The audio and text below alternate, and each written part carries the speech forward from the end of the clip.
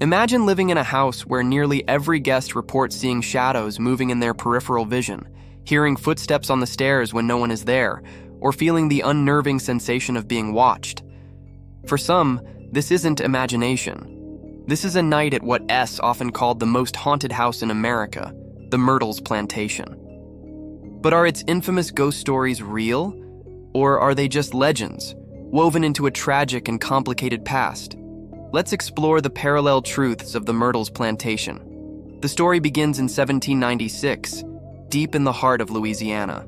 The Myrtles Plantation was built, and over the centuries, it became known not only for its grand architecture and its dark history of slavery and tragedy, but for its seemingly endless tales of hauntings. Of all the spirits said to wander its halls, one is more famous than any other. Her name is Chloe. According to the legend, Chloe was an enslaved woman on the plantation. One day, she was caught eavesdropping on her master's private conversation. As a cruel and swift punishment, one of her ears was cut off. From then on, she often wore a green turban to hide the scar. Burning with a desire for revenge, Chloe devised a plan. She baked a birthday cake for the family, but she laced it with poison from the oleander plant. Her intention was supposedly just to make the family sick, so she could nurse them back to health and regain their favor. But the plan went horribly wrong. Instead of just causing a mild illness, the poison was potent. It didn't spare the children. In fact, it killed the plantation mistress and two of her young daughters. When the other enslaved people discovered what Chloe had done, they feared the master's collective wrath. They took matters into their own hands, dragged Chloe from her quarters, and hanged her from a nearby tree. Her spirit, they say, never left. She is said to haunt the plantation to this day, often appearing as a mournful figure in a green turban, sometimes even captured in photographs. But Chloe isn't the only ghost reported at the Myrtles. Visitors and staff have reported a legion of other paranormal activities. There are the spirits of two young children, often seen playing on the veranda or leaving handprints on freshly cleaned mirrors. A grand piano in the parlor is said to play by itself, filling the empty house with phantom music, even though its keys are locked. Some guests have claimed to see the apparition of a Civil War soldier who supposedly perished on the grounds, still wandering his final post. Others wake in the middle of the night to the feeling of a cold hand on their back, or hear the distinct sound of someone walking up the main staircase when the house is completely empty. This is the version of the story that draws ghost hunters and thrill seekers from all over the world. It's a terrifying and compelling narrative of a house saturated with sorrow. But then, there's the other story. The one told by skeptics and historians.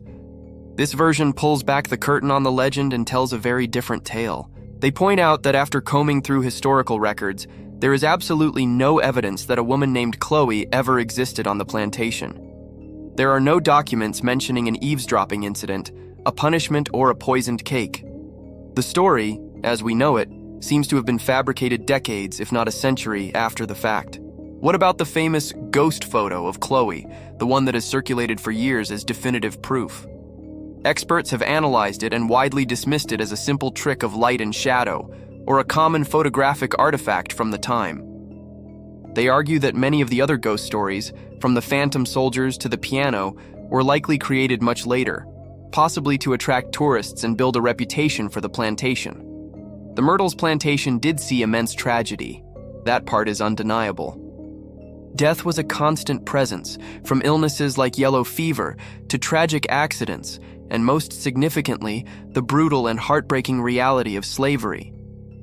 Skeptics argue that this deep-seated history of genuine grief and suffering created the perfect fertile ground for folklore to take root. Over time, these local tales were embellished, exaggerated, and packaged for commercial appeal. So here we are, left with two parallel truths. On one hand, you have the chilling possibility that the Myrtles Plantation is truly America's most haunted home, a place where the spirits of the past are trapped, forever replaying their tragic final moments. On the other hand, you have the more rational explanation, that it is simply a historic site where legend has become more powerful, more alluring, and more profitable than fact. Today, the plantation operates as a popular bed and breakfast. Guests still check in, hoping for or dreading an encounter with the other side. Many leave with incredible stories, claiming they saw Chloe peering from a doorway, heard children laughing in empty rooms, or felt invisible hands brush against them in the dead of night. Yet just as many guests leave having experienced nothing at all, enjoying a quiet, uneventful stay in a beautiful historic home.